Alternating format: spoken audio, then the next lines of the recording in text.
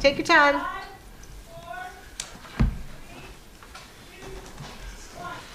All right, well, welcome everybody. It is, what is it? Monday, November 10th, 2025. It's approximately 7 p.m. and I welcome you to the Boxborough Select Board's meeting. So as is our custom, we always start with the Pledge of Allegiance. So if you care to join me. I pledge allegiance to the flag of the United States of America and to the republic for which it stands, one nation, under God, indivisible, with liberty and justice for all.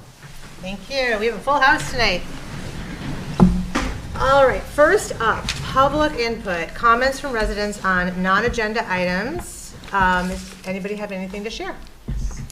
Well, hello. Hello. Identify yourself, Thank you. please, Yes, ma'am. Becky Neville, Middle Road. I just wanted to make people aware who aren't really tuned into the school system that the school committee is looking at making some pretty significant changes to the district that may begin as early as September 2026. Like, I talked to people today at Town Hall who didn't know about this, and it surprises me. There's a pretty involved survey with 13 options, but at this point the survey is closed. But one of the options is to change Blanchard from an elementary school into a preschool/kindergarten center. I would suggest that everyone go to the Acton Boxborough site and see what's being discussed, because this is a decision that we made by the school committee. People in town were concerned about the process for this fire station. Well, residents got 5 bites at that apple. We took our first vote last month. There'll be 4 more votes before we get a shovel in the ground. Residents aren't getting to vote on the school department reconfiguration, only the elected school committee members are. So please make yourself aware of the various options, and if you have concerns, call or email your school committee members or go to a school committee meeting and speak up. That's all. Thank you. Anybody else? Well, hello. Big surprise. Yeah. Hi, Adam Klein, Hello, 85 Adam. Whitcomb Road, also a member of the school committee. I would like to give you an update on what happened at our last school committee meeting last Thursday. So we had a very long meeting. I mean, it doesn't rival these meetings, but for us it was long. It was. Was that a dig? I'm not sure. It was, yeah, that was, yeah. It was a compliment. Oh, okay. We reviewed first and foremost some of the school district goals right now, and our first goal around data-informed practices. We had a great presentation from 2 of our elementary school principals talking about how they're using data and evidence from classroom time to inform how they're doing Tier 1 learning, which is the general education learning for all students. We then had a recap of assessments, in particular the MCAS results from last year's testing. And while we did see some growth in both math and ELA for our students, what is still struggling for us is that our students with higher needs continue to have a significant gap between the rest of our student body and all of our student body. And that is something that's persisted over the years. And then we had a discussion on AB Forward, our reorganization project.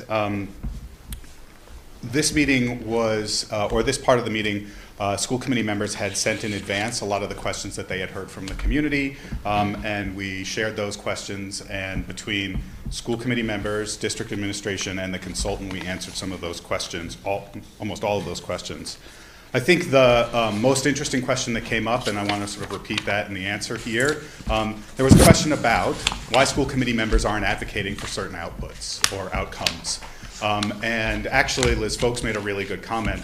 The point of the school committee, as Becky mentioned, is that we have to vote on this at the end, once everything has come through and been recommended by the steering committee and input has been collected from the community.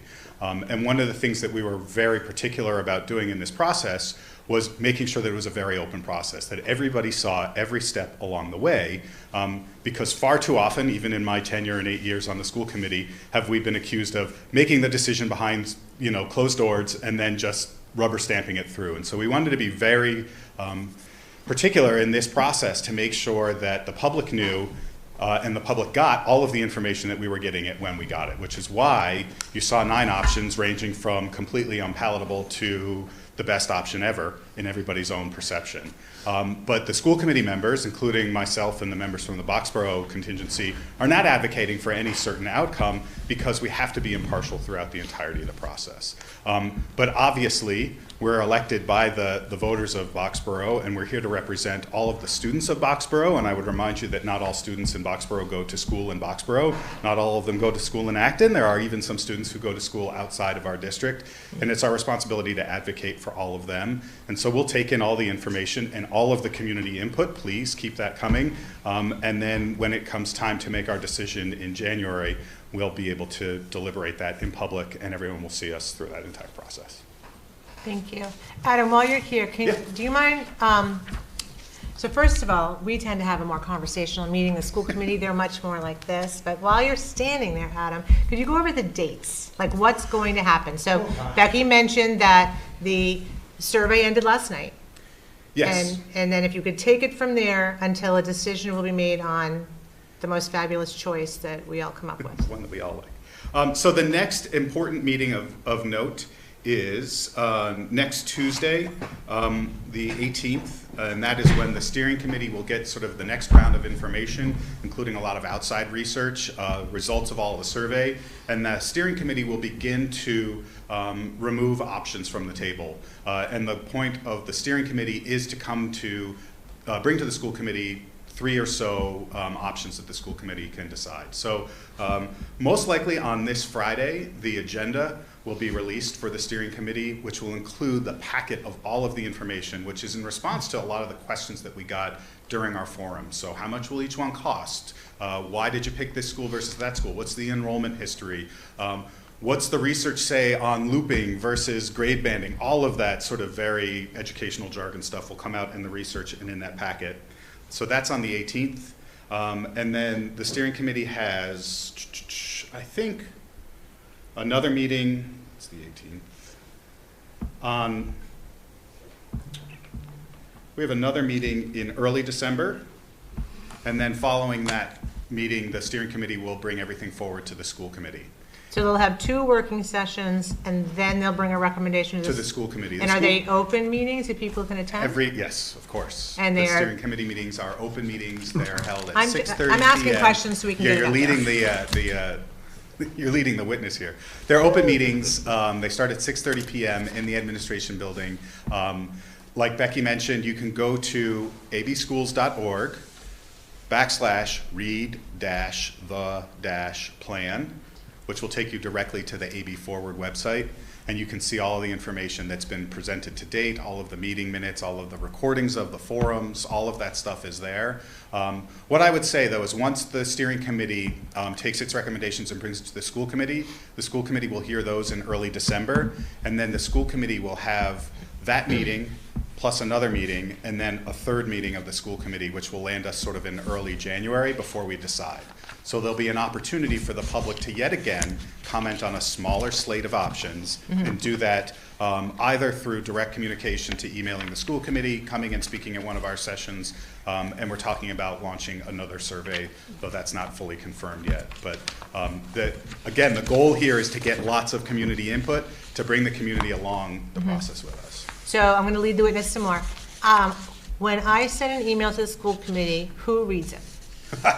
Everybody. So you have all 11 members of the school committee receive it, plus the senior leadership at the district offices. So the superintendent, the deputy superintendent, I think maybe the superintendent for teaching and learning as well. Is it filtered or managed in any way?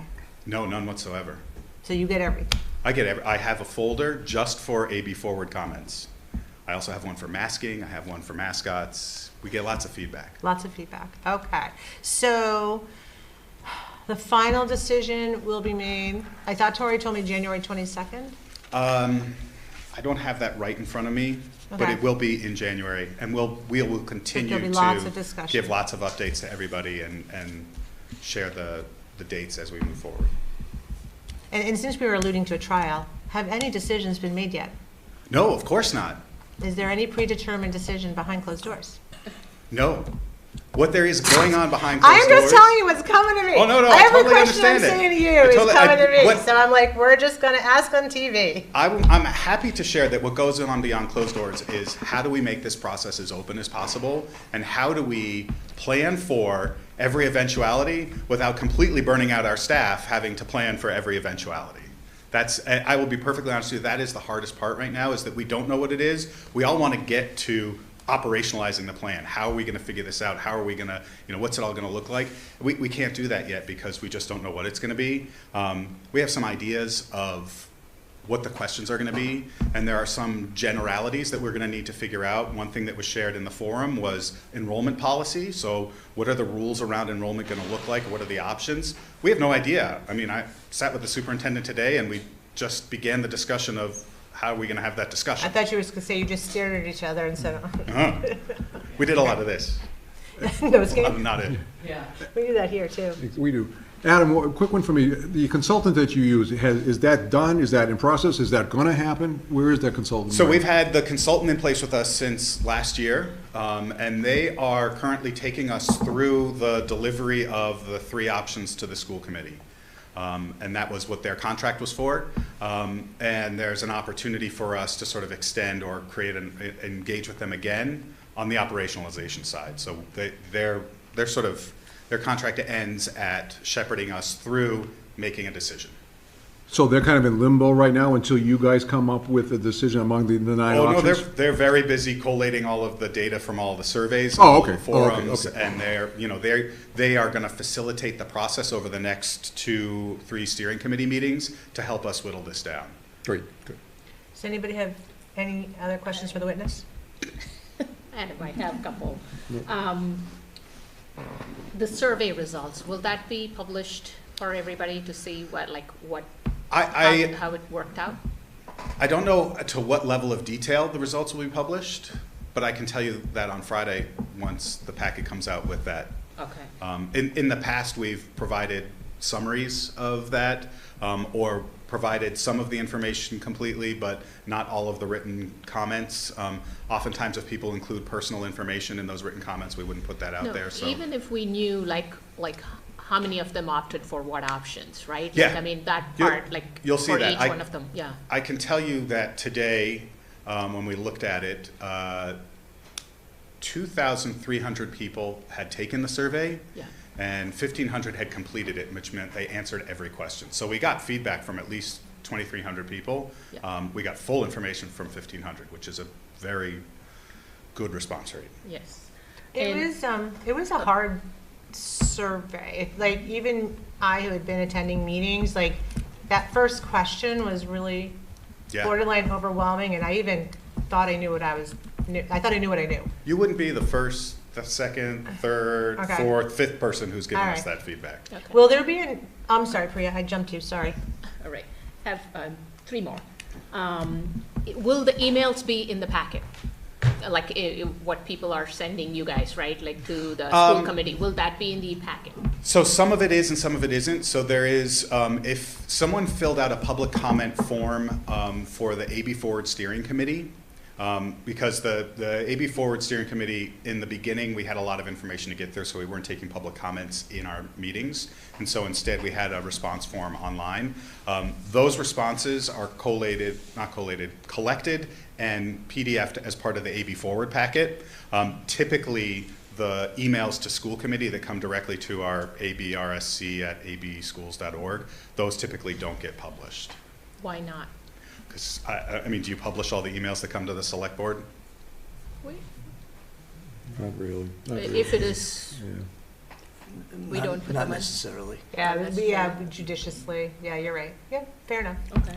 I mean, what I Because can say is, for just this portion, I thought it would be helpful. But So, if it's not what I will appropriate- say, and with all apologies to our public record access officer at the district, anybody who emails the school is creating a public record. Yeah. And so any member of the public can request those public records. Are Sorry. you guys planning on putting any FAQs? I believe an FAQ has started. I haven't looked at the AB Forward website recently, but I'm pretty sure that they created one. I think part of it's been published already. Already, okay. Just so people know. And then You said the final decision would be like 3 options coming to you guys. Is that how it works? I don't, so there will be a whittled down set of options, Okay. but no one has set in stone how many options the steering committee is going to select, Okay. and the steering committee hasn't met to discuss the options. So I can't tell, I mean, the steering committee may come back and say, we only see 2 that are viable, or they may say, we see 5 that are viable, and move Okay. those on to the school Can committee. you So, tell us who's on the steering committee? I could tell you that there are members of the school committee, members of the district administration, teachers from all of, almost all of the elementary schools, and parents and some community members. It's about a 30-member steering committee. 30 people have to drill this down. Yeah,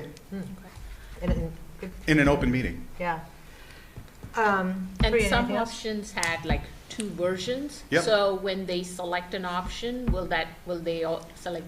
I don't- we haven't been there yet. These are some of the questions Yeah, that no, people no. have come up with, so I'm asking on behalf of everybody else. So, Yeah, I mean, so remember in the forums, what they said is the options that were presented were solely based on the number of students we have and the square footage in available classrooms. So there was no real vetting beyond that. Could we fit the people? I mean, even some of those options don't have enough square footage. We talked about modulars at the junior high if we move the 6th grade up there.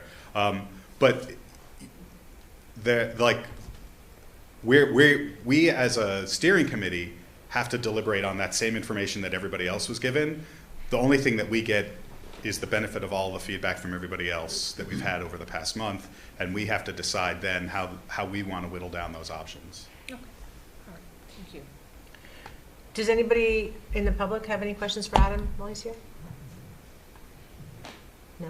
I have one last question. Sure. When you have distilled it down to however many options, will there be another survey, or at that point, is it a school committee decision only? So I want to be careful. And you might not. It's okay to say, I don't know. What I will say is, no matter what, like Becky said, it is a school committee decision.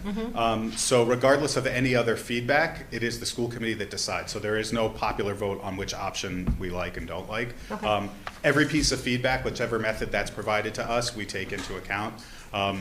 We were discussing the possibility of a survey, sort of post-recommendation from the steering committee, but it was a discussion that we had today. We've not gotten much farther than that. I was just curious. I mean, again, we're all getting a lot of feedback. Yeah. So, figured you were here, so you stood up. That's what I'm here for. Sam, you know what I realized, Sam? You are on Zoom, so we technically need to do a roll call vote, don't we? Yes. Yeah. All right, so I'm going to call the meeting to order again via roll call vote, and we will start at the end of the table with Priya. Sundram present. Bob? Stemple, aye. Hilberg present, and Sam? Present. Wonderful. Sorry about that. Do you have any questions for Adam? No, thanks for coming, Adam. Appreciate all the info. All right, awesome. All right, any other public input? And thank you for your patience. I appreciate it. Okay, we're going to go a little bit out of order because I see that Debbie Colton is on Zoom and she's being appointed to the Community Outreach Program. So, can we jump ahead to that? Are you ready or no? Yeah. Okay, thanks.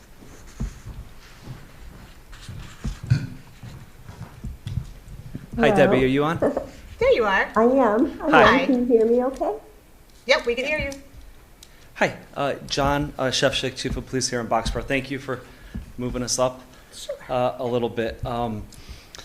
We are here today just to make an announcement for a program that we're going to be doing, and Debbie is here from the Lappin Foundation. She's going to talk in a minute. Thank you very much for joining us. Every year, the last couple of years, we've done a community outreach program with the police department. We did the Strengthening Police and Community Partnership program a couple of years ago. Last year, we did the book read, where we got about 25 residents and some police officers and talked about female officers in the profession. We read a book about the first female attorney in India, and a lot of the comparisons when female officers over the past 20, 30 years more and more started joining the force. We had a really good community program last year. So this year we are working on another community program. We reached out to the Lappin Foundation, and again, Debbie Colton is going to talk a little bit more, but on International Holocaust Remembrance Day. We are going to have Werner Salinger. He's a Holocaust survivor and a U.S. veteran come and do a talk at our library here in town.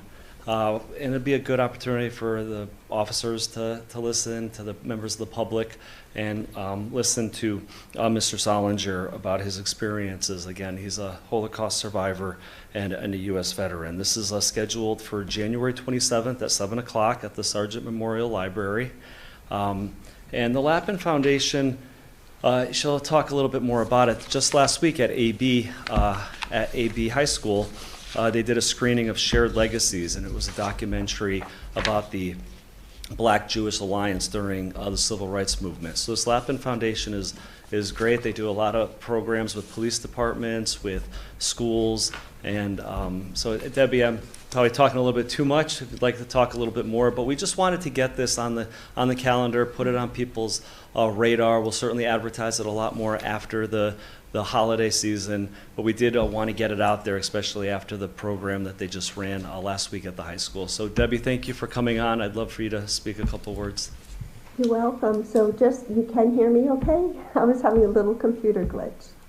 No, you're good. You're good. Great, wonderful. So thank you for having me this evening. And interestingly enough, today is November 10th, right? And in November 9th and 10th, 1938, was Kristallnacht, the night of broken glass in Germany. And that's when the Jewish community was under attack. The government said it is okay to attack businesses, set synagogues on fire. And it really was, some say, the beginning of the Holocaust. Werner Salinger, he is 93 or 94 years old now. He lived through it. He remembers it. And that was a life-defining moment for him and his family. They decided to leave, and they did leave, and he is going to share his experiences of growing up in Germany, remembering Kristallnacht, the events, and what it means today, the significance of remembering. And what's really powerful, and thank you, Chief, so much for deciding to commemorate International Holocaust Remembrance Day, is we are at the threshold of time. Soon there will be no Holocaust survivors alive to bear witness to the Holocaust, right? And then, so we become their messengers. So the lessons and the legacy of the Holocaust is not forgotten.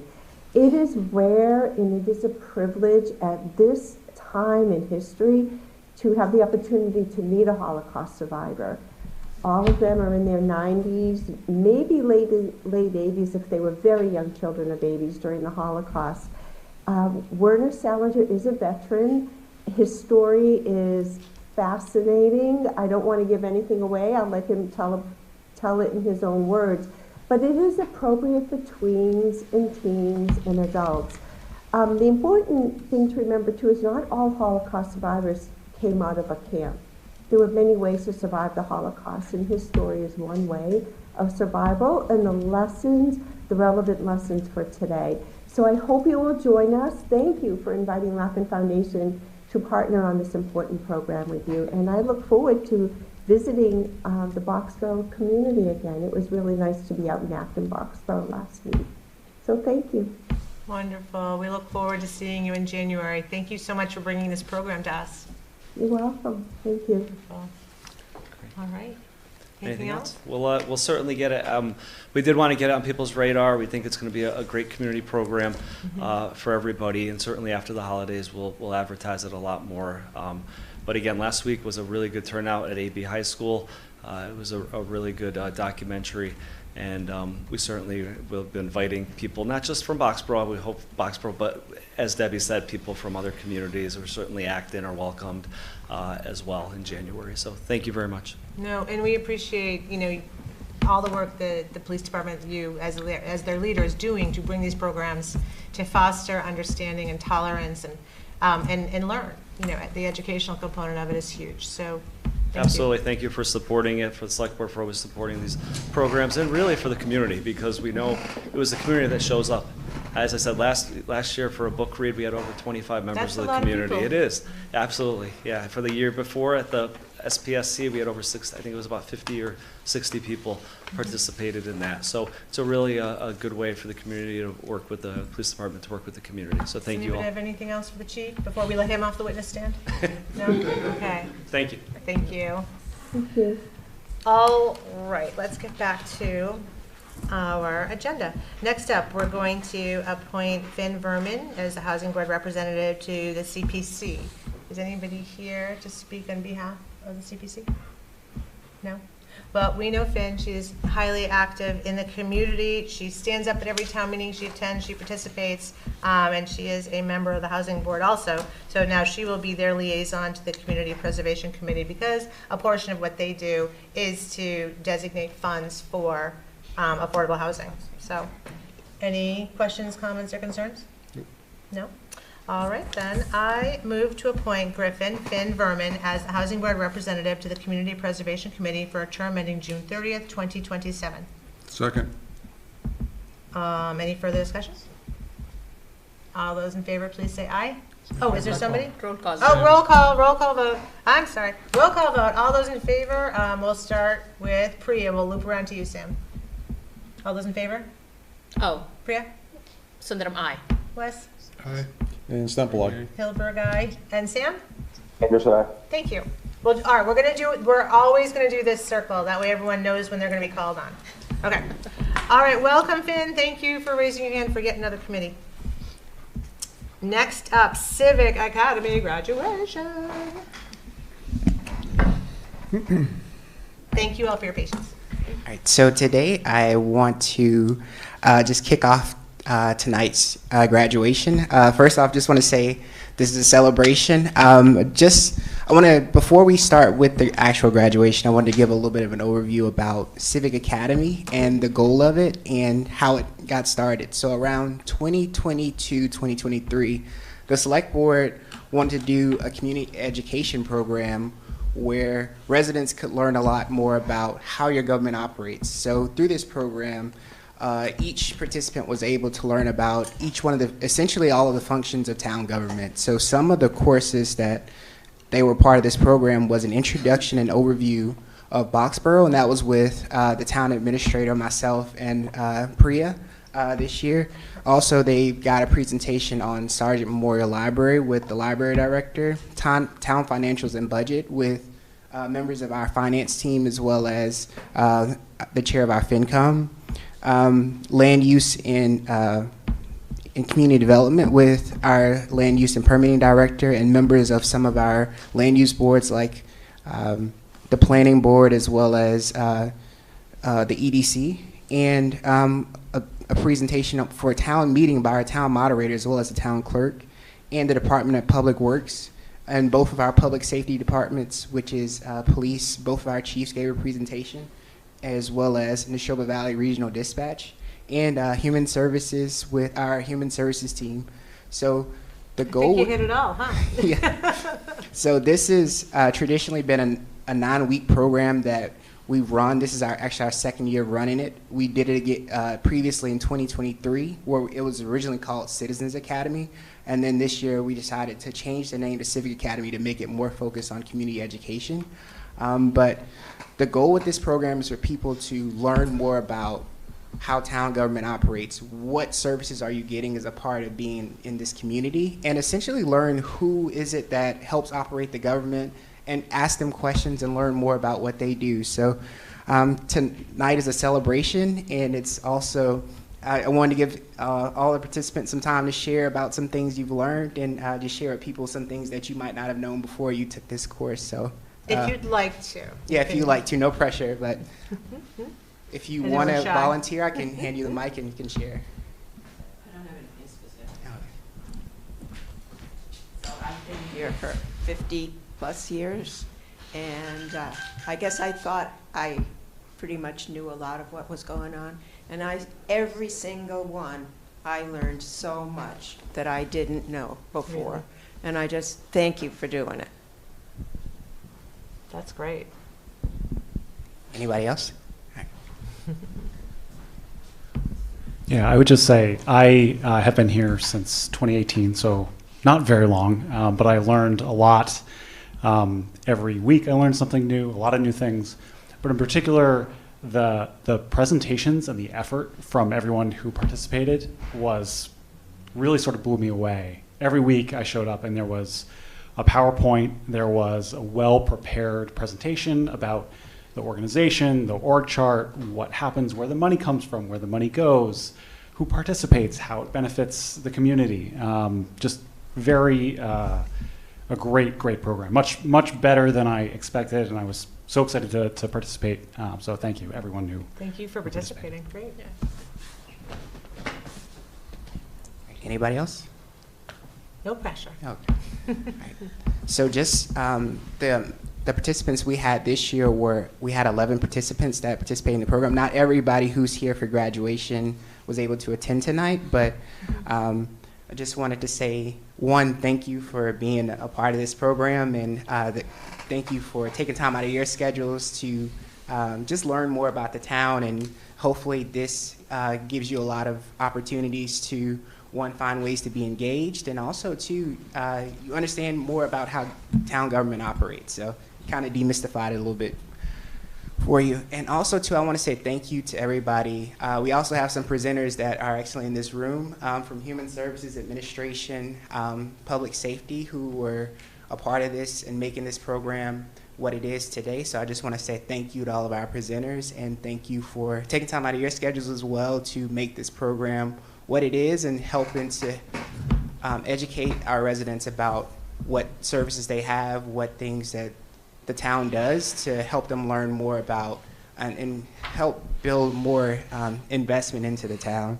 So we're going to go ahead and go into the actual graduation with the certificates. And along with the certificates, I have pins. So with these pins, these are Town of Boxborough pins. So this is to commemorate you not only graduating, but you're a member of the Boxborough team now. So every chance you get, hopefully you get an opportunity to wear this, especially when you're in town. So we have these for you.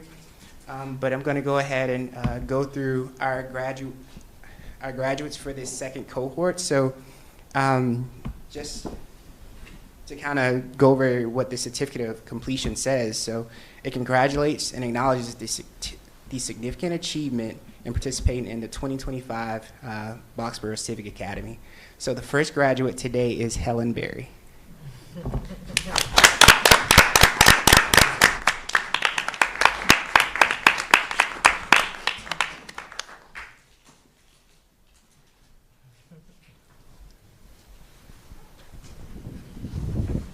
The next graduate is Ann McNeese.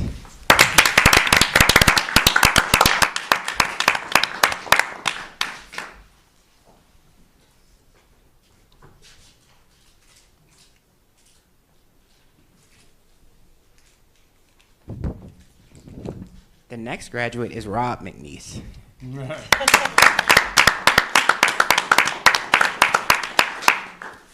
Imagine the pillow talk, huh? Yeah. It's a 2-for-1.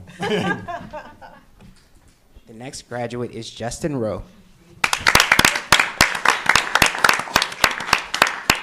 And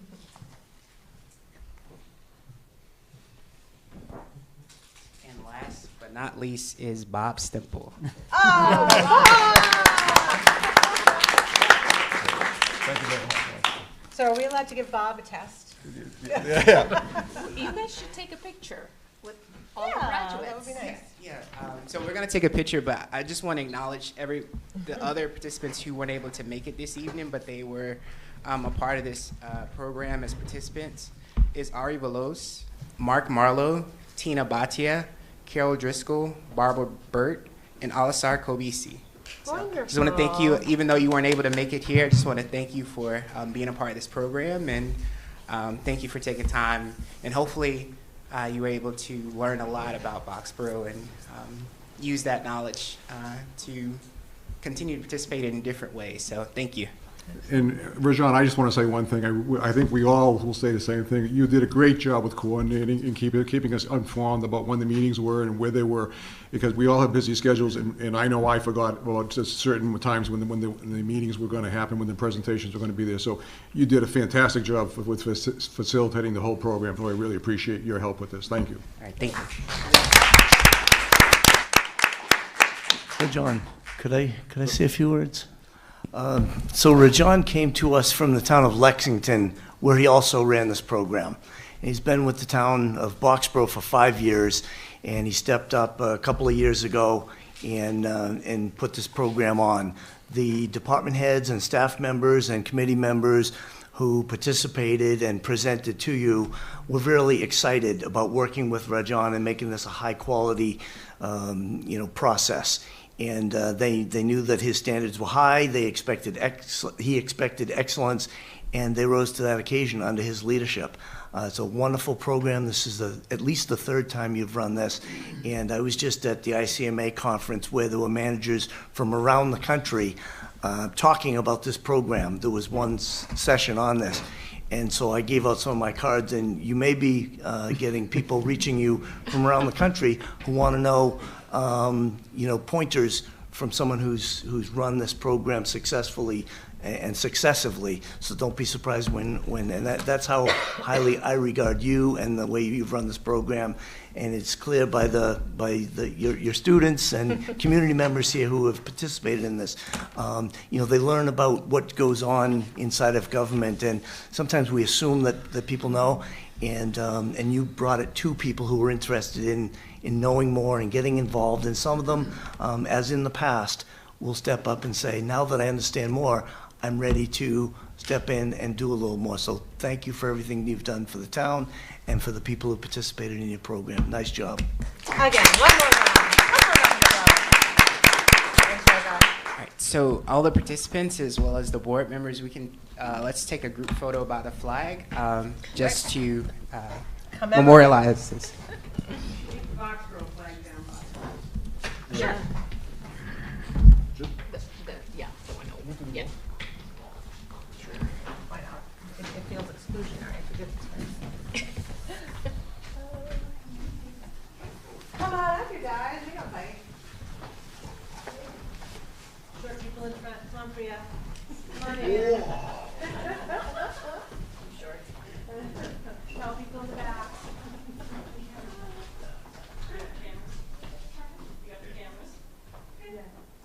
Can you see everybody, Cal? Do I have everybody? Nobody's hiding behind their chair. Jackie.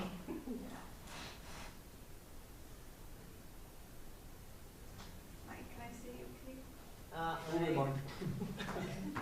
we go. He's like that cousin that hides in the back. Okay, great. Thank you.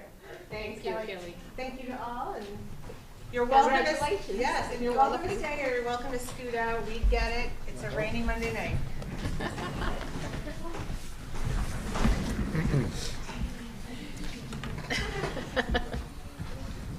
So we have a bunch of fun things coming up, bunch of announcements, and I'm not sure how you want to do this because there's different people here representing different factions. Chief, did you want to talk about Toys for Tots or no? Or Mike? I can talk about Toys for Tots. Okay, thanks. So the fire department is coordinating a Toys for Tots collection here. And anyone who has new gifts that they would like to present to children, they can be dropped off here at Town Hall, over at the library, or at the fire department. There are collection boxes with instructions on them, and you can see those in those 3 locations. And I forget what the final date is. Do you have it on there? December 5th. It's actually the library too, Mike, so there's 4 locations. Yep, new unwrapped toys from now through December 5th. And again, those locations are in front of Town Hall, in front of the library, in front of the fire department, and Police. and the police department. So 4 locations. Thank you. Wonderful. All right, we have a Veterans Day ceremony tomorrow morning at 11 a.m. Does anybody want to talk about that? I can talk about that. Tuesday, actually. Isn't tomorrow Tuesday? Yes, it is. Yeah. Okay. Yeah. Did I say Tuesday? No, not you you. did. Did I It say was Monday? Sorry. No, you didn't does say say Monday. Monday. But it said Monday in the like- thing, so. So I'm I could give you a little bit of information on it. I will be there, but I think that Jeanette or Becky can probably give you more information. I'm happy to give the microphone to them, or I can tell you what's going on. They've been very involved in planning and organizing and getting the community ready for this big ceremony. So thank you. Yeah, I can talk about the next two. So you. Jeanette, chair of the PCCC. So yes, tomorrow, Tuesday, is our Veterans Celebration. It's at 11 o'clock at the library, right at the entrance to the library right there. So please join us. We'll have some beverages and pastries, and we have Boy Scouts are helping us. We have speeches going on. We have some music from some of the high school performers coming, so please come and join us. Wonderful. Last year was amazing, and last year when the eagles soared over the Yeah, library, exactly. that This is was. a Could great you could you have that happen again, please? Oh, we'll try. Did you put your order in? No, we didn't put the order in for the Eagles, but maybe we'll try. It was so cool. It's not the budget. Oh, my God. Is it rain or Okay. shine? Is it rain or shine tomorrow? It is rain or shine. Great. What's the weather report? Rain. Rain. No, it's just gonna be It's cold. just going to be cold tomorrow. Okay. Yes. Okay. Yes, All right, come on. like, ugh. Don't wish for All right. rain on us. So Veterans fought rain or shine, so we will stand there. We will Yes. commemorate rain Yep, or shine. absolutely. Absolutely. Yeah. So actually, Jeanette, why don't you take the next two? I know. Unless you want to trade with Becky and take turns, but it's all. Oh. All right, so let's see. So the after our veteran celebration on December 6th, we are holding the Boxborough's annual tree lighting celebration.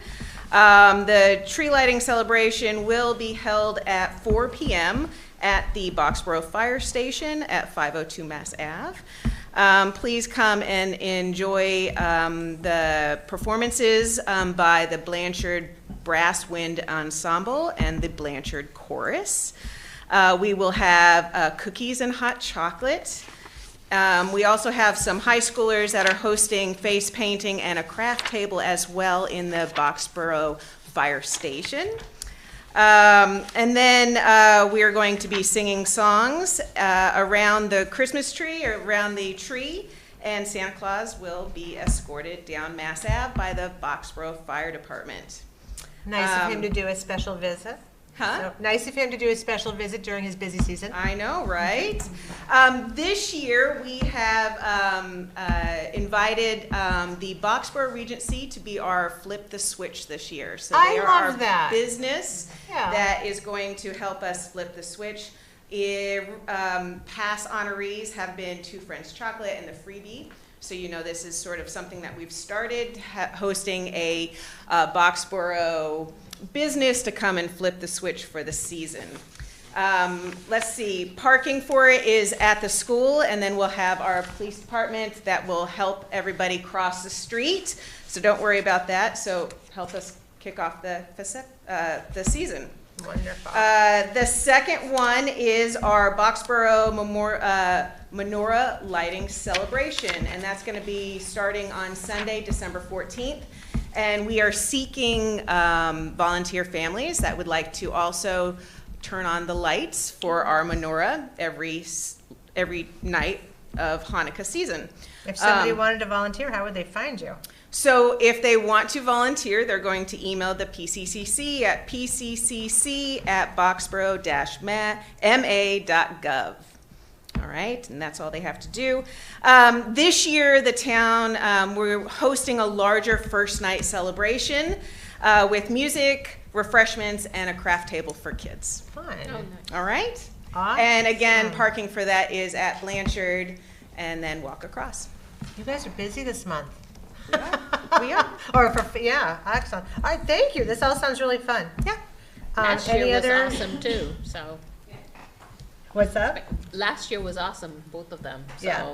Oh, yeah, looking forward to it. Standards are high now. Jeanette. Bob, you said you had Yeah, and something? then there's one other announcement. I don't know if, I'm sure the PCC knows about it, but I was also told today that Santa Claus will also be coming around town with the Santa ride-along, excuse me, not ride-along, the Santa ride around town. That will be Sunday, December 14th. There'll be announcements made. That's being done by the fire department. The fire department will be taking Santa along a designated route. It'll be publicized on the town website. It will be done through social media. Again, the times are still being worked out, and the route is being expanded a little bit, from what I was told. And it is December, again, Sunday, December 14th, and Santa will be getting out of the truck and handing out candy canes to all residents from age 6 to 60. That's it. So you're out, huh? You don't get a candy cane? Wow. I think that's ageism personally. Okay. I get one. Oh. Seniors don't get, Wes we gets don't get one. much in town. We're not getting candy. Excellent. Any other Oh, announcements? doggies. Okay, fine. Yeah, I know. What comes around goes around. Any other exciting announcements for now? No? Okay. New business. We're going to accept a couple of grants. So, Mike, do you want to tell us about the Edward J. Byrne Memorial Justice Assistance grants, or is that us, Chief? Chief Okay. is going to tell us about those. Excellent. Good evening again. John Shevchik, Boxborough Chief of Police. Here today, there were 2 grants over the past month that were awarded to the Boxborough Police Department, so we're asking for acceptance of those. The first one is the Edward Byrne Memorial Justice Assistance Grant. It's for about $9,000, $8,977. This is for tactical vests for, hopefully a time we'd never have to wear them, but for any active shooter. These are more tactically vests than what officers wear every day. This would be enough to get one for every officer in the department. Again, for special threats, any active shooter incident, this is what they would wear. Chief, how long do the vests wear? I believe you have them now, so how often can you keep them in service? Yeah, vests are 5 years. Generally 5 years. These are a little bit different. These would not be worn every day. These are vests we really hope we never have to wear. Oh, okay. These would be more for a critical incident, situation. They're not the regular vests. These Okay. will take much higher.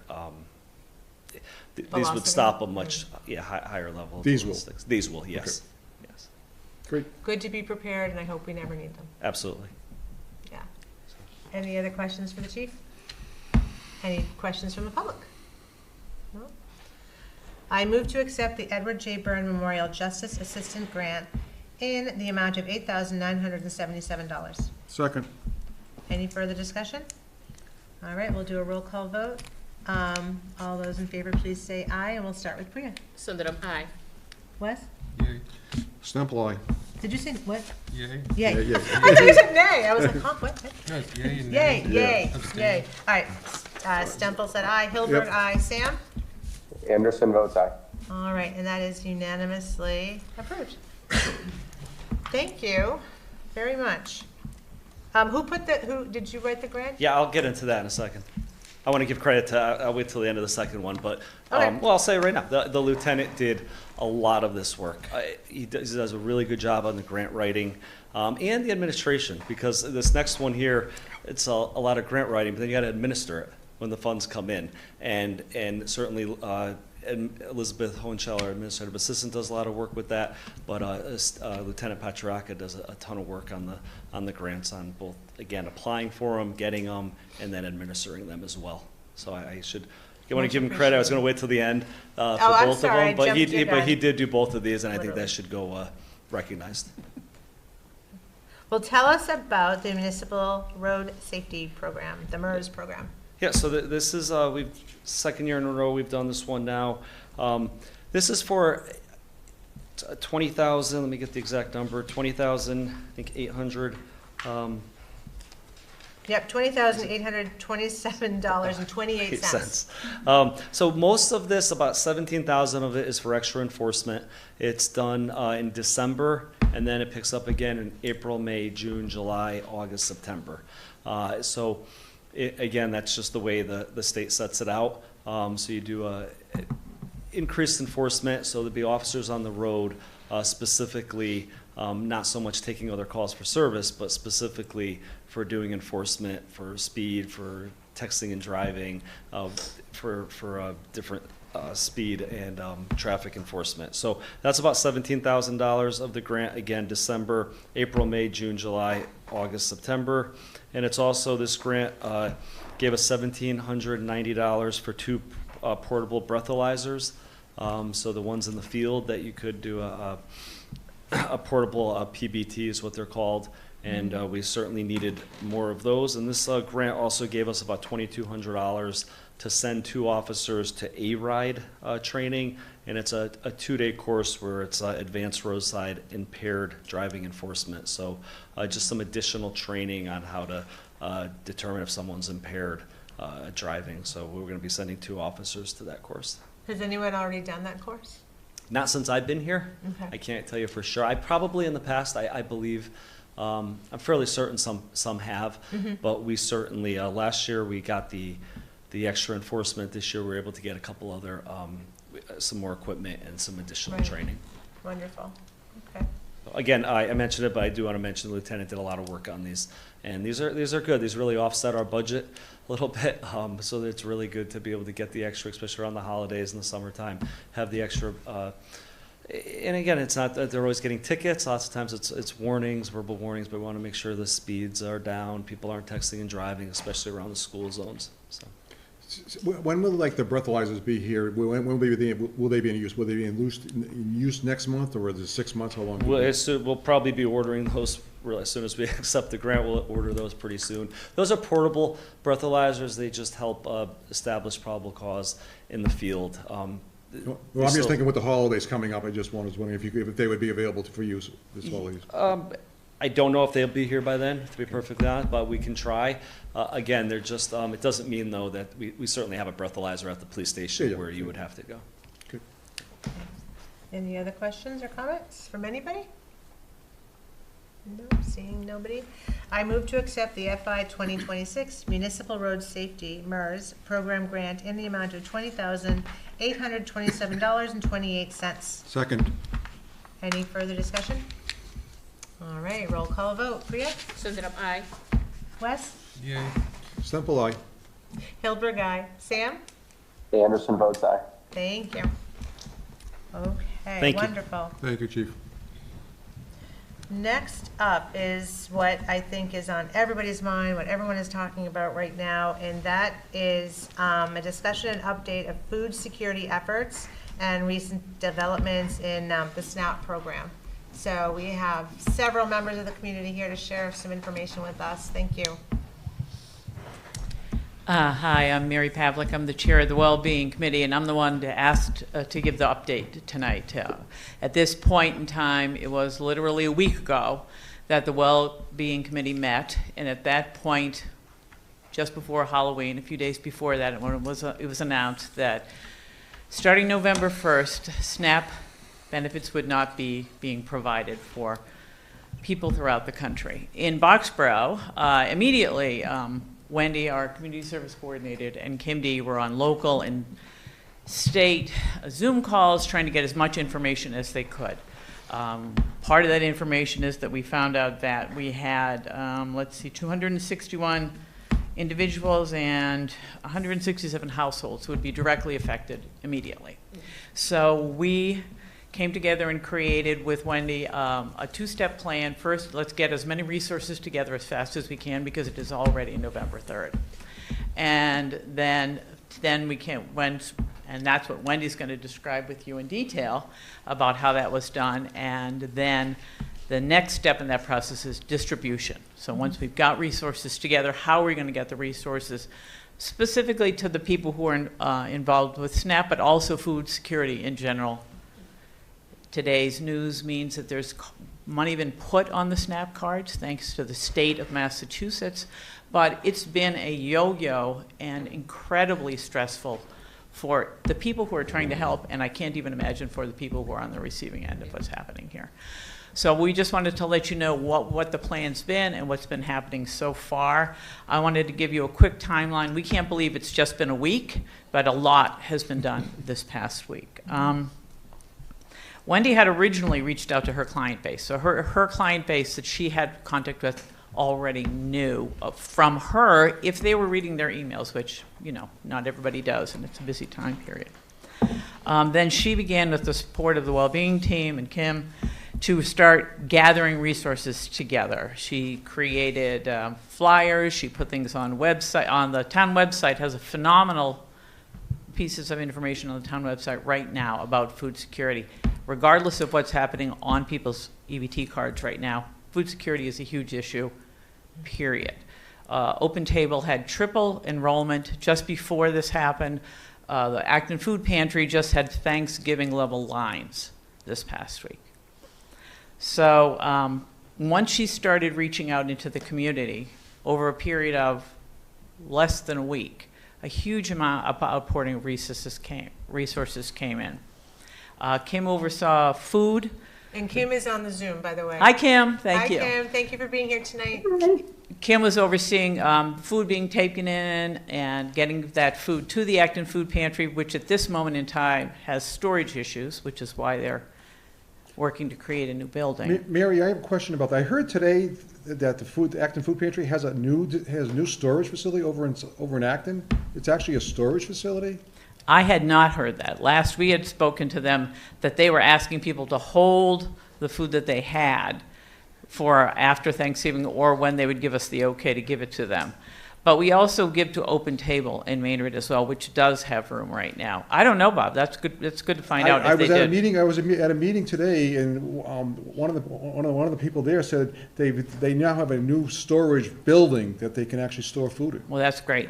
That's really good because you know when these crises happen, you get a lot of outpouring, Right. but the issue is all year long. So right now, even though you may think that there has been money put on people's SNAP cards, people please don't stop thinking about this issue. We can find places to hold food if we need to do that. Mm-hmm. Kim also reached out to seniors just to let the entire senior community that she's in touch with to know what you might need to do because we don't have the names of all the people receiving SNAP. And Wendy tried to find out, could we get information to our Boxborough residents, but no, it's not possible to do easily. So Wendy now is going to tell you about what was received, and then we'll talk a little bit about how we're going to be doing distribution. Okay, it has been a crazy week, but it's been a very fulfilling week. And one thing, Kristen, you've never asked me what I like about Boxborough. What do you love about Boxborough, Wendy? But the amazing support of this community. I just can't believe the outpouring of the last 5-6 days. And then also I just want to give a shout out to the Wellbeing Committee. Bob is our liaison. Ann McNeese is on that. Mary Halvey Dove, Al Murphy, and Liz Markowitz, and Mary's our chair. What they do is so selfless. They do so much for the people of the town, and since it's not like a financial thing, it doesn't really get spoken a lot about, but they do incredible things, and they also support me, which is a very difficult job. It's been a lot on your plate this past week, absolutely. Anyway, so I wanted to say that that's what I like about Boxborough, and now to tell you all the support that has been received, just with 11 different monetary donations. I've received $4,750 in 11 donations.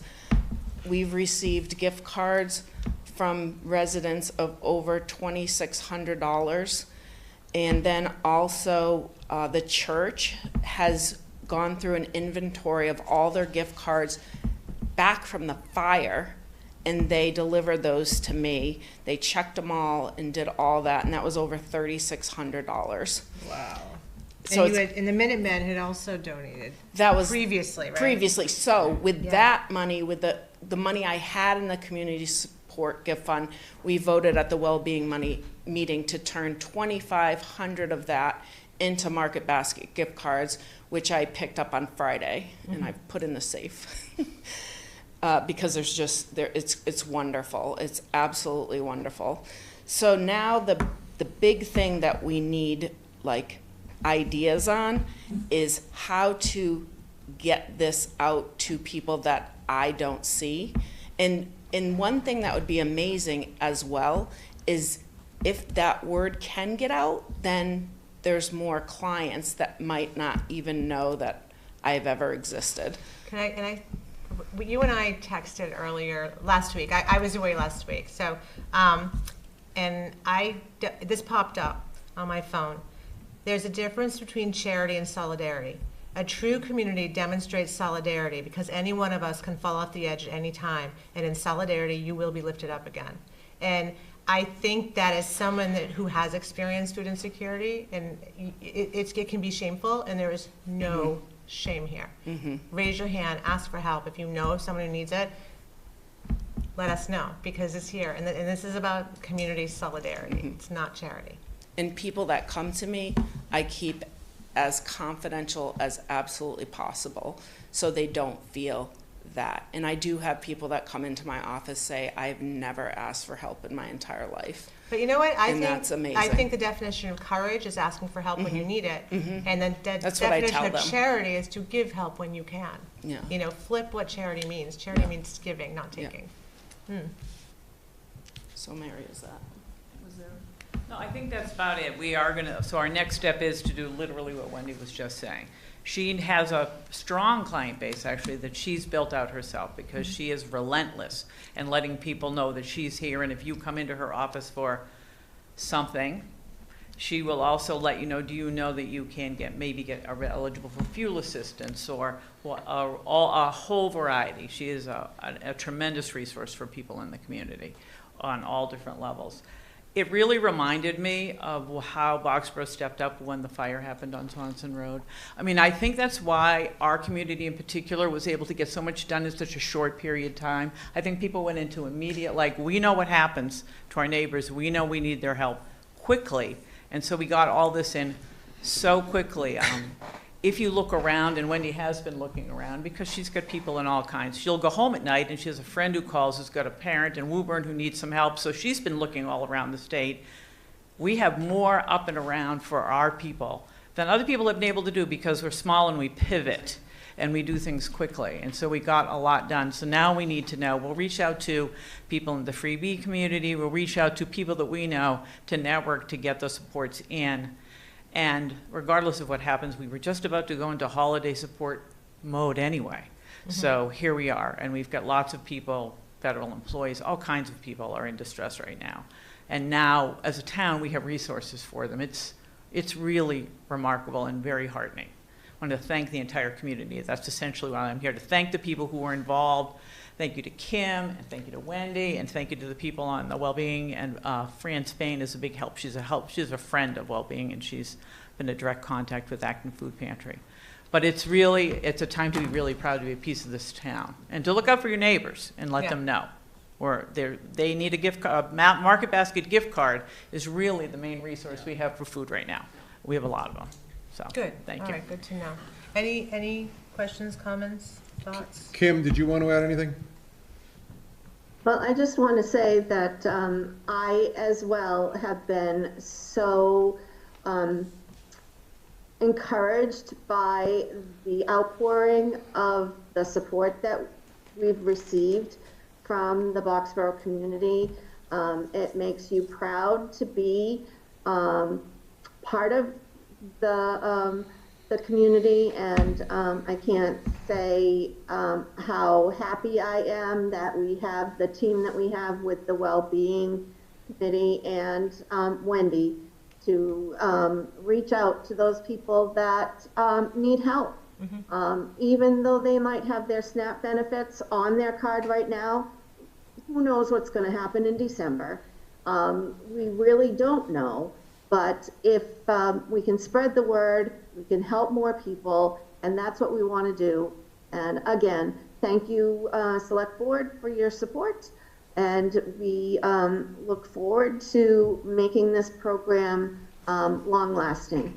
Thank you. Thank you. You know, I also want to shout out to Maura Healy, because my understanding is when the administration said take that money back or else, Maura Healy said send that money out. So thank you to the government of Massachusetts for caring about their people. This should be nonpartisan. This is about people. This is about hunger. And so it's all good. I'm proud to be here. Thank you, guys. Thank you. Oh, so we do have to make a motion. So when donations come in, we actually do have to accept them as a town. Did you have something else? No, Sorry. just two. You got two. I move to accept donations totaling $4,750 to be deposited into the Community Services Gift Account to be used in accordance with the account's intended purpose. Second. Any further discussion? It's 4,000, not 1,000? 4,750. What did I Okay, say? no, in the, Do the more, agenda. Okay. they received more donations since this was actually No, posted. just want to make agenda, sure yeah. that Nope, the numbers are good, correct. good catch, good catch. This Just in case morning. I was Okay. adding in Morning, I came into $3,000 randomly. $3,000 more dollars this No, morning. that's perfect. I'm sorry, what? That's perfect, yeah. I said it's part of the 4,750. $3,000 more dollars. Oh, okay, Yeah. okay, yeah. When I was meeting with Mike, she was opening mail, and it was incredible, so. Okay, any other questions, comments, or concerns? All those in favor, please say aye. Roll call vote. Priya? Sundaram, aye. Wes? Aye. Stemple aye. Hilberg, aye. Sam? Anderson votes aye. Excellent. Okay, I Could have I a say thing here one, about, yeah, go ahead, please. one comment on this Yes. last topic? One thing that Mary said is a word that I think is key to everything we do here, specific to this and specific to another topic we're going to talk about a little later, and that's pivot. And Boxborough knows how to pivot. And I was out of state at an ICMA conference when the state put out a call that was going to happen the next day with all municipal, town managers, basically, in the state. And I was not able to attend because I would have had to cancel a class that I was scheduled to be in. But I knew that we had a reliable team that could pivot. So I forwarded those credentials to Wendy, Kim, and John. They attended, they took in the information, found out what was going on in the state, and then they started talking about what we could do in the community. The next day, I was back. We met in my office that very next morning. I also invited Alec in. Sometimes it's people you don't realize that should be on the team when something like this happens. And Alec was actually critical to getting the information out to the community along with the rest of the team. And, it's like that with a surprise like this that's going to impact 261 members of the community. It's like that when a natural disaster hits. It's like that when we talk about emergency management that we'll talk about in a little bit, that the community is able to pivot and care. And through all of that, you did great work. And the other thing was the goal that we talked about that morning was to make people whole. It wasn't, it was try to match what they were going to be missing. And it sounds like a lot of money that was just taken in, but this is money that will be used sparingly to make sure that the Boxborough residents are made whole when they're up against it. And these are really people who are up against it and need our help and compassion. So thank you for the work you did. It was tremendous. Okay. Now, I have a motion over here to pass over the town roof application at this time. So do you want to update us on that? Yes. So You guys are welcome to stay or take off. We totally understand. So there is a CPC application that's been put in. Alec prepared this, CPC has it, and it's an extensive application. But Alec asked this morning, even though we posted it and he's ready to present, he thought it would be a more meaningful presentation if you had the 20-page application in front of you for a week to look at it. So we're going to present it to you in 2 weeks. Okay. And we just thought you'd be able to ask more meaningful questions. And it's basically, because this building is historical, we can apply CPC funds towards it and do the roof, and he'll be here in 2 weeks from tonight Great. to present and answer your questions. All right, I don't think we need a motion for that. We'll just Nope. pass over it. So, reports and announcements. So, usually we start at this end of the table. What have you guys got? So I just have one staffing update. So we have gotten essentially an acceptance for the treasurer collector position. So Way that to position go. has been filled, and the candidate will be starting with us at the end of December. Great. Excellent. John, what are the open positions right now? So the only open position right now is the local transit operator, and then in January we'll advertise the assessor position. Okay. Anything in any other departments? We DPW, fire, are still police? trying to fill some fire positions, and we have an opening that we haven't advertised yet in the police department for an officer who just left. And there's 2 in the fire department, right? Thank you. Yeah. Okay. All right, thank you, Rajan. I know that was a lot of work, and I'm Are pretty we excited about your doing, candidate. Sorry. No, you go. Kristen. Are we doing exit interviews, like what? We do, on Yeah, a regular okay. basis. We have a process that we go through on all of those. In regards to the other question about other people leaving, there was something put out on social media today about a second police officer leaving, and that was inaccurate. And that's being handled. It was an inappropriate social media post. Someone may be leaving. We don't know that for sure one way or another, but it was inaccurate information. When we know for sure, then we'll put that out. Any other questions? Mike, you're up. I have a bunch of announcements, so please bear with me.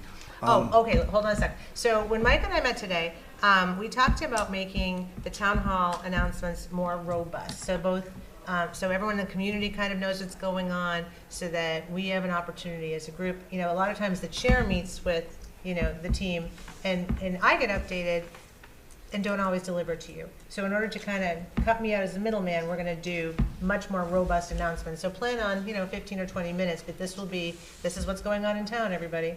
And, I asked Mike to use this as an opportunity to not only go over the practical, tactical, but the wins. What's going on that we're all excited about, so. So first, I want to let people know, I did send an email to the board, but I want to let the community know why the flags are at half-staff. So on November 4th, the flags went to half-staff because former Vice President Dick Cheney passed away. His interment will be on November 20th, so they'll be at half-staff until November 20th. But just as importantly, if not more so, today is the interment of Private Alfred Langevin, who was killed in action at the Battle of Hürtgen Forest in Germany during World War II. His remains were recovered recently, returned to the United States, identified, and he is being buried, I think he was buried today, and I believe it was in Weymouth. So this is one of our World War II heroes. And I think it's appropriate that we honor him today on the eve of Veterans Day and on the day that his remains were buried in his hometown. So will you join me in a moment of silence then?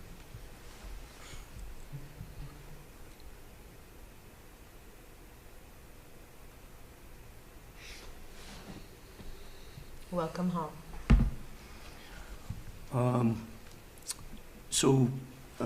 Chief Kivlin and I have been very busy over the last several months talking with vendors and consultants, looking at temporary quarters for our fire department on the site at 502 Mass Ave, as well as looking at swing space options over at the Regency. We don't have final prices for you yet, but we had a Zoom call last week with a vendor who's actually designing a temporary station at 502 Mass Ave, and we've let them know that we want the town to be able to vote on that at the next town meeting. We let them know it's March 9th. And this is, we've heard at the Fire Station Building Committee that, well, I found pricing, for this, and it's, you can just do it from this, just put up an event tent, and well, it's not quite like that. These are structural, operational, long-term facilities. It's not a weekend, it's not a wedding. It's not, Pfeiffer's Day. This is a 2-year endeavor with an operational fire department with 10 or 11 vehicles, a full staff, with automated doors, heating, electricity, the whole 9 yards. That's got to withstand, temperatures and wind and all these sort of things. We did put together a swing space estimate for the Regency, and we came up with, it was just shy of $4 million, and it was only $100,000 less than what our OPM came up with through separate sourcing, separate vendors for the same sort of structure. And we're looking on final pricing with that, but that tells me that our OPM, a civil engineer, knows what they're doing. I mean, that we never doubted you, just so you know. Yeah, and I mean, Chief Kivlin and I are both professionals, but that's not our profession. Right. We're not engineers doing this for a living. But we, what took him a couple of weeks took us a couple of months to come within, percentage points of what he got. So we're doing the same thing for the temporary quarters, and we'll be back to report to the board as you tasked us to do. We thought we'd be back to you in 2 to 4 weeks. It's just a lot more because it's not just... Anybody else throw up in the back of their throats at $4 million? Yeah, but it's not just getting prices and bring it back. It has to be designed. You have to bring in contractors. You got to coordinate the whole thing. So it's kind of a big effort. But we know that our fire department personnel are worth it. We know that this project is worth it. So we'll continue and report back to you as soon as we have pricing. I do want to give you a quick budget update. So we've been talking a lot about this year's, FY27 upcoming budget, and we've got a lot on our plates. A lot of things that need to be paid for and limited resources to do it. So the administration, the finance team, and the finance committee have been very busy in preparing for next year. One thing that we've done is we've gotten the cart a little bit ahead of the horse, and I want to explain what I mean by that, is that it's really the select board, the chief policy board, whose job it is to set the policy direction for all things, including the budget. So I wanted to just give you a quick overview and let you know that in 2 weeks, I'll come back with some recommendations for you on what you might give us for a budget guidance overview, so that then administration, finance, and FinCom can carry that out and bring us a responsible, balanced budget for next year. But in general, the school is working very hard. The town administration is working very hard to come back. If I know what you're saying. Okay, go ahead, sorry. And, we met again with the finance team, Rajan and I, with Tony Newton from FinCom, the chair, this morning. And his guidance to us is, prepare 2 budgets, and that's what we've been working on all along. Budget A would be a level services budget, which means that the level of service delivery will be the same as it has been over past years, but the cost will go up because we know the cost of materials and the cost of labor go up. And that would be about a 5% target range would be budget A. That's if, that's level service. Level service. Okay. At a little bit higher cost. And budget, that's with the anticipation that the Prop 2.5 override vote passes. Should it not pass, then we'll be working on a budget B, which we don't know what the percentage would be, but it might be 0%, it might be 1%, it might be 2%. And this would be a level funded budget. Strictly speaking, level funded means 0 increase, which inherently means a service decrease. When the cost of materials and staffing is going up, and is paying the same amount of money, you got to expect that the level of service is probably going to go down by 5.5%. If it comes to that, we would manage it as best we can to make sure we're not hurting critical areas, to the best we can. Did anybody else read anything? Is it Mayor Wu that's going to push a referendum to get rid of Proposition 2.5? Wes, you should get involved with that. Okay. Well, no, because you're very well educated about it and you have opinions, and you could represent Foxborough if you so choose, if we did decide, and I think we would decide to get behind an initiative like that. And this is something, and you're right, Wes you're our 2.5 pro over here. Yeah, Wes understands that, and he understands that it doesn't work. And Rajan and I, about a year ago, were in contact with the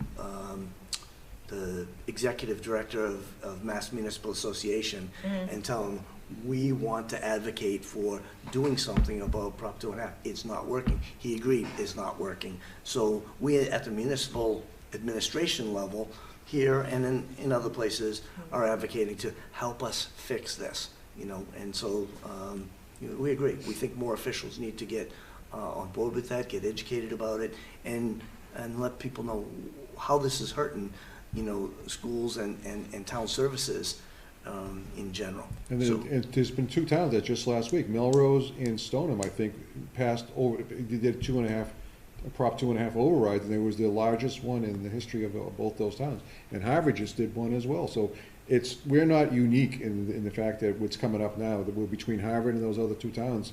Did Littleton pass theirs? Or maybe they haven't had their vote yet? I don't know.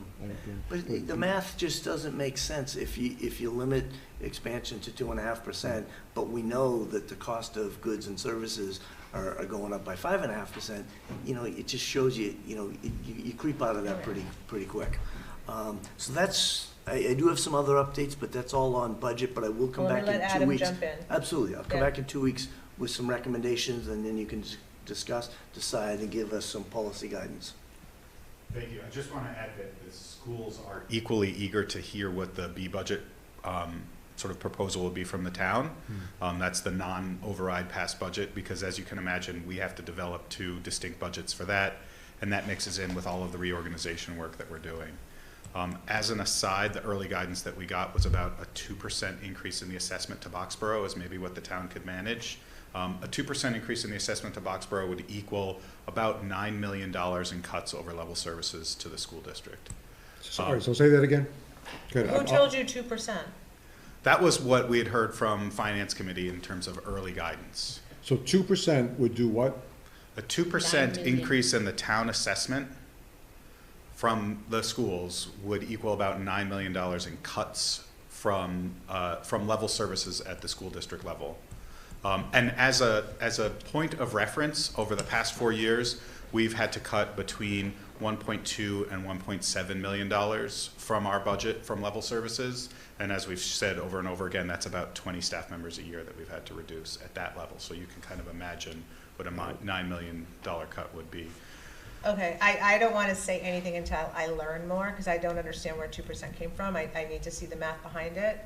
But to me, when I hear the town can go 5%, I don't understand why the school. No, the town, so the 5% number that I understand that Mike was talking about is if we pass the override. Right. But the B budget, if we don't pass the override. Oh, B budget. Right. So that's where the schools need some very clear guidance, because we know we're going to be on very thin margins.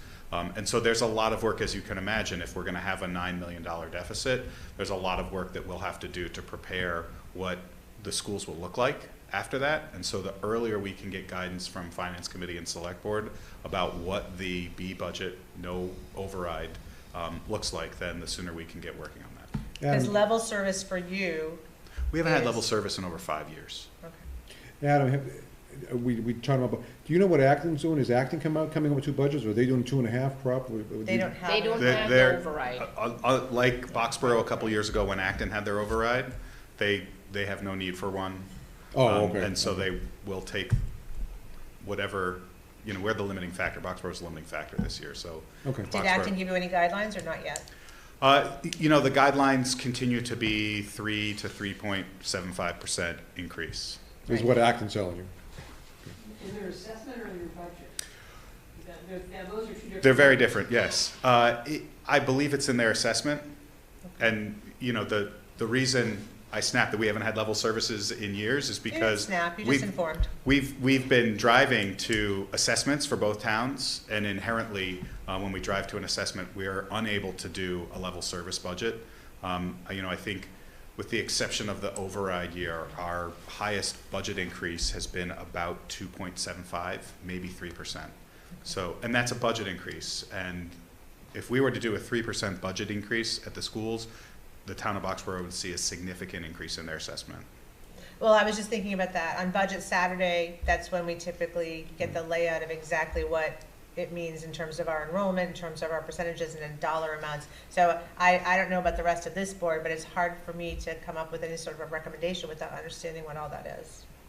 So that information is available. In fact, our October 1 enrollment data has been submitted to the state, and that's what the assessments are based off of. Okay. And so what I just learned a couple weeks ago is that this year's October 1 enrollment actually does not affect next year's assessment. It affects the following year's assessment.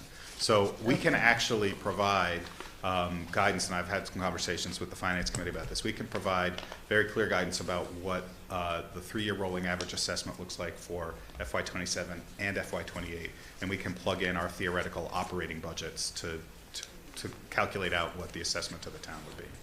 Well, if you're looking, for select board input, we would need that information too. Then, okay.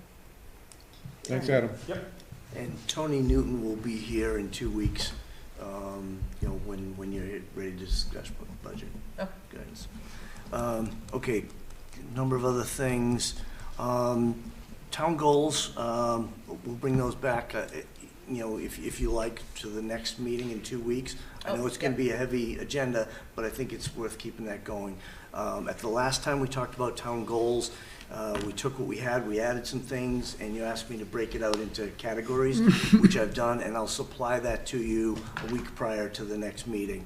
But the categories, with what we had, broke out into financial, contract negotiation, public safety, land use, communication, infrastructure, personnel, organizational, and community.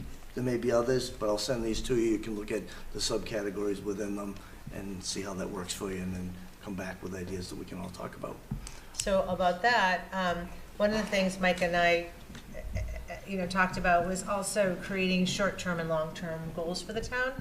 And, the last 3 years have been about bringing us all back together and, kind of rebuilding after some difficult years.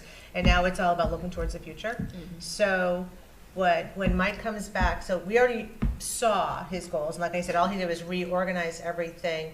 And that's kind of based on the last several years of work. What I would entreat all of you to do is to touch base with the committees that you're liaisons to and find out what their goals are. And I don't mean money. I don't mean I want to build a community center. I mean, geez, it would be really nice if we started having volleyball on Saturdays. Like, I don't mean to sound silly, but it's like go back to your groups and say, what would you like the select board and the town administration to be working towards?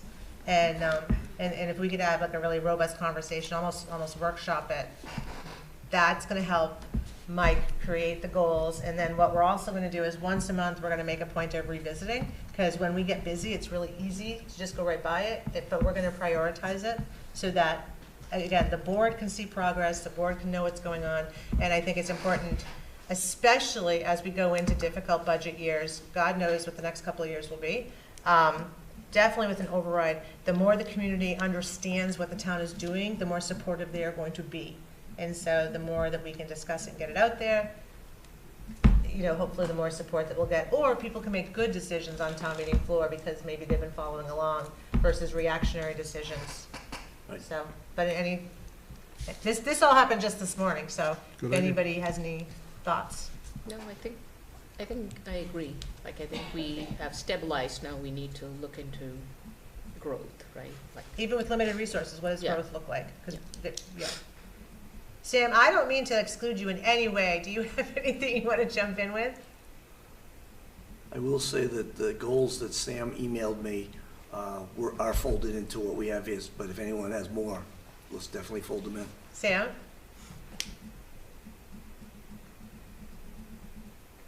Nope. Oh, okay, just checking on you. Okay. They look good to me, sorry. Oh, Yeah, no, all no, good. no, it's fine, it's fine. Just one, it's always hard when you're the one person on hybrid, and I know that sometimes I forget to engage, so Yep. I apologize. Yep, all good, thank you.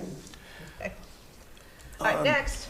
So we talked about grants earlier with the police chief, and every now and again we have an opportunity for someone to take some grant training, and it's something that that I evaluate our department heads on, and value very highly, as I know the community does as well. Chief Kivlin has also done a lot of grant writing and won those grants as well. I feel like we've received more grants in the last couple of years than in decades.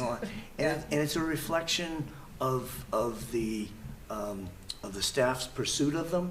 It's a reflection of the select board, emphasizing the need for that to supplement the budget. And it's also a reflection of how well versed people are in grant writing. It's an art. Alec is a pro at them. Chief Kivlin and some of the people on his staff, he's got at least 2 members or 3 on there that are very good.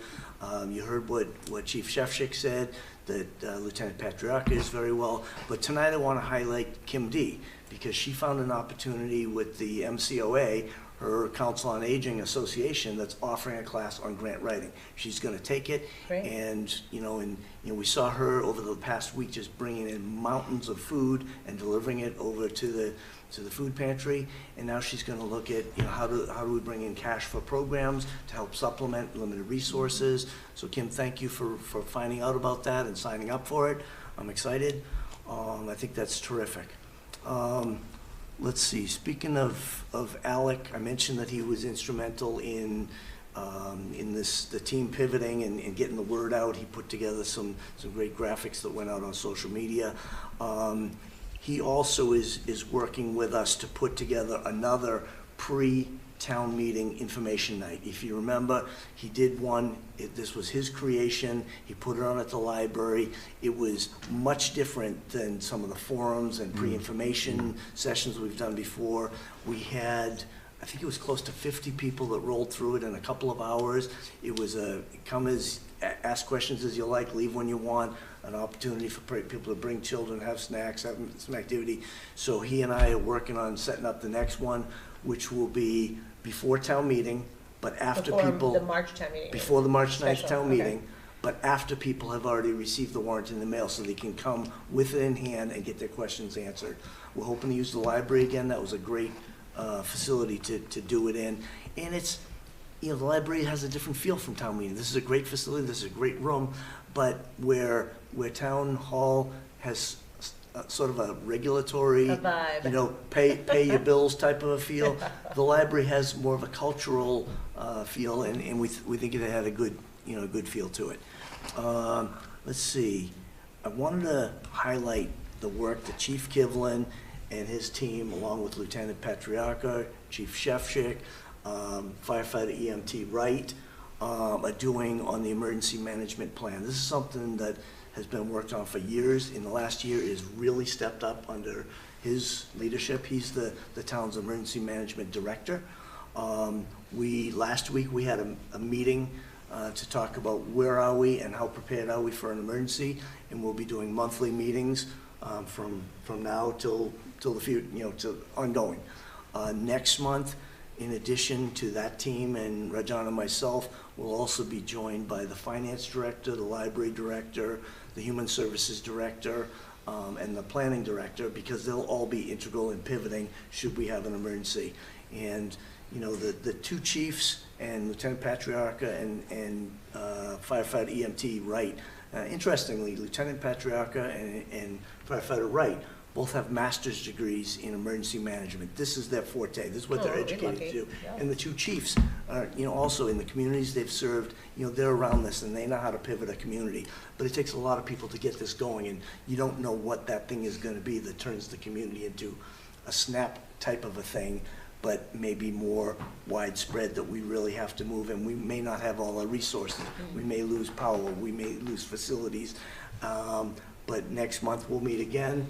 In January, Chief is going to lead us in a tabletop exercise with that small group, and then we're going to prepare to bring a presentation from them to you as the board for the community to see in March, probably right after town meeting, so that the whole community can see how prepared we are for whatever that uncertain emergency is. We are prepared, but we need people to know that, because they've done an awful lot of work towards this.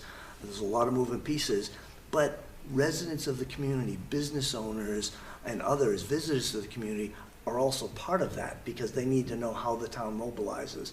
Along with that, we just received word that Boxborough is receiving $100,000 to put an emergency generator at the library. While we had ARPA funds, we dedicated $10,000 of that money to doing the engineering. So all the electrical engineering work is done at the library. We have the plans, and now we just need to put out an RFP and put in a concrete pad, put in the generator, and then we'll be able to pivot should we lose everything at this building and move operations to the library, in addition to having a place where people can go and have a community room to charge their devices, warming, cooling area, whatever. Does the school have a generator, Adam?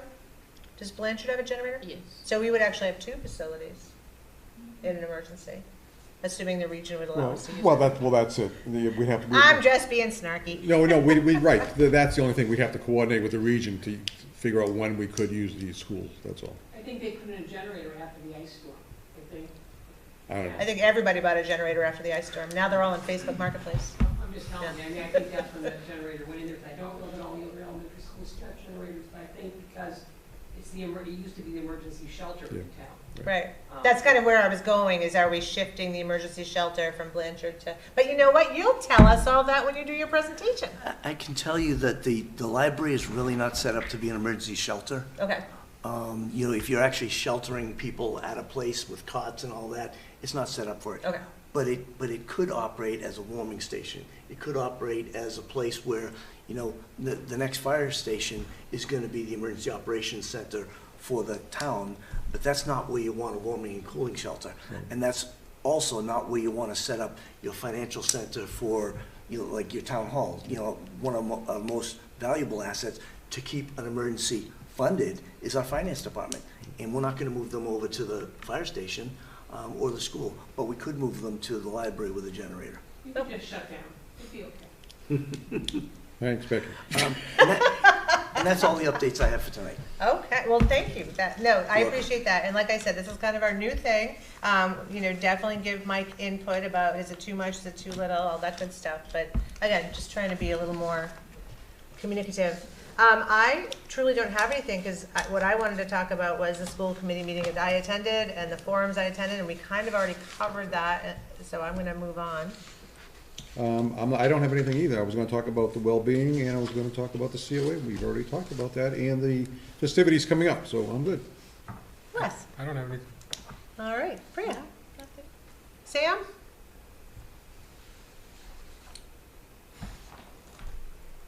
Anything, Sam? Maybe not. Okay. You can't surprise me like that. No, I'm good, thank you. Swallow whatever's in your mouth, Sam. I'm here, yeah, thank you, guys. Oh, good. You know, I do actually have a note here from John Fallon, Oh, and he asked please. that we announce a Minuteman announcement. Sure. So the Boxborough Company Minutemen will hold a company meeting on Sunday, November 16th at the Boxborough Community Center, 30 Mill Road, starting at 8 p.m. And for information, they can reach out to Captain Rich Grady, captain@boxboroughminutemen.org, or Lieutenant Tim Blankenship at lieutenant@boxboroughminutemen.org.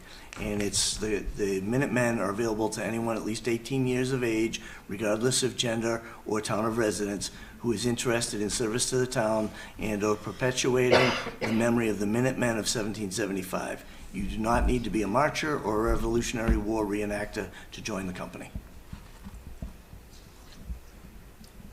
Kim. Kim, did you want to jump in? Kim? Yep, Kim. I do. I don't know if you mentioned this earlier, but I want to invite everyone to the Veterans Day Memorial tomorrow. It will take place the 11th hour of the 11th month. I'm sorry, the 11th day? 11th hour, 11th day of the 11th month. Thank you. I wondered why it was 11 a.m. Thank you for explaining that. Okay, great. That is why. It is always done that way, and the Boxborough veterans want to continue in that vein, even if we can't get our other dignitaries from the State House or even our veterans agent can't be in two places at the same time. So we want to honor the tradition and want to invite all of you to attend tomorrow. Thank you. Thank you, Kim. Just one last announcement, and it happened this morning, is we did the ribbon cutting for Thinking Flower Bakery and Cafe in town. So they're open for business now, and I believe the hours are 7 or 8 a.m. to 3 p.m. I'm actually looking at it now, Roger. I think I'll just quicken. She has it at 7:30 a.m. to 3 p.m. and Saturday from 8 a.m. to 5 p.m. That's what she had right now. But yeah, just want to let everybody know that Thinking Flower is open and accepting business, and hope that you take an opportunity to go and get a pastry or get a cup of coffee or a chai. But just want to let the community know that they're open.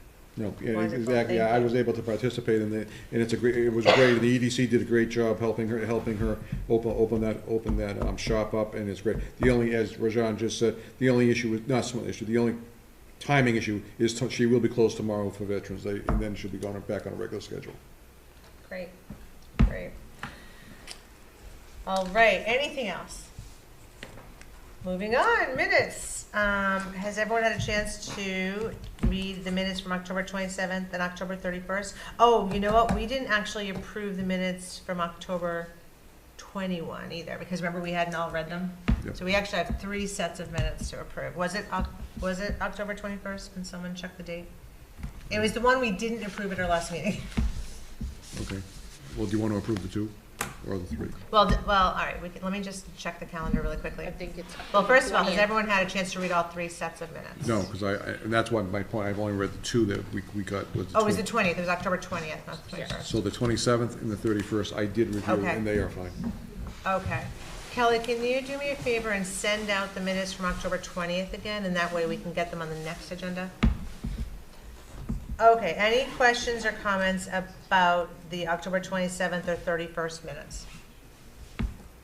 All right, I move to approve the meeting minutes of October 27th, 2025, and October 31st, 2025, as presented. Second. Any further discussion? All those in favor, roll call vote. We'll start with Priya. Sundaram, aye. Wes? Simple eye. Hilberg, aye. Sam? Anderson votes aye. All right. Thank you. Okay, next up, we are going to move into executive session. I move to adjourn the regular meeting and enter into executive session pursuant to MGL Chapter 30A, Section 21A3, and Section 21A6, not to return to open session for the following reasons. A, to discuss strategy with respect to collective bargaining or litigation by our union, if an open meeting may have a detrimental effect on the bargaining or litigating position of the public body. And B, to consider the purchase, exchange, lease, or value of real property if the chair declares that an open meeting may have a detrimental effect on the negotiating position of the public body regarding properties located at 832 Mass Ave, 984 Mass Ave, 1300 Mass Ave, and 276 Middle Road. Second. Any further discussion? Roll call vote. Priya? Sundaram, aye. Wes? Bob? Simple eye. Hilberg? Aye. Sam? Anderson votes aye. Thank you. Okay, off we go then to the next adventure.